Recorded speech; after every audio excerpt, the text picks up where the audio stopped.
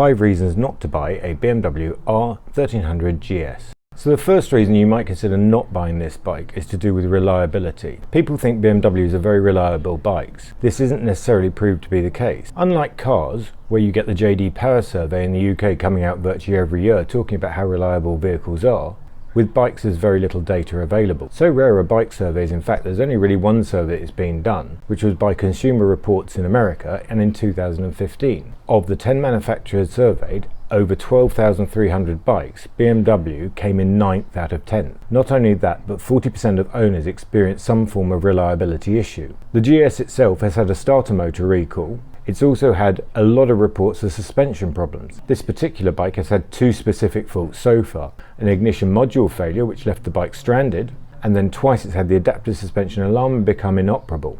Now, none of these things in itself is a particularly worrying thing on its own. However, when you look at the bike in total, you have to then question reliability. Reason number 2 not to buy this bike is insurance costs. This bike comes as standard with an immobilizer and that's it.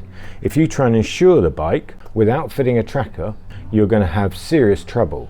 Not only that, BMW's own insurers refuse to insure the bike. Now my point is this: if you're selling a premium bike and your own insurers won't insure it with the security features that are on it, you're not putting the right security features on the bike. So reason number 3.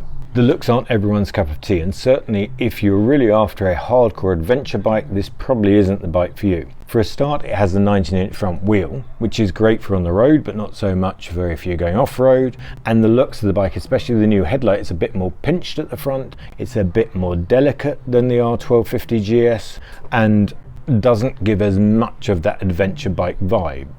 Number 4 is the cost of the bike. The basic bike, which you really don't want, is £16,640 in the UK at the moment. It doesn't have things like adaptive cruise control, it doesn't have adaptive suspension, it doesn't have adaptive ride height, you get no panniers with it. This bike costs almost £24,000 including the panniers, and £24,000 is a hell of a lot of money for any bike at all. Reason number 5 is basically a whole load of little design areas. So there is a pocket where you can put your phone. It's too small for most phones. The switch give's a bit silly because all the switches are multi-function. I can't just have the screen to quickly adjust up and down. I have to select it in the settings and put it as a favourite, but then if I do that, I can't have the heated seat easily available. The rear lights just has 2 indicator type lights which cover the brake lights, indicator lights and tail light, and under certain conditions it can be very difficult to see the indicators are even on.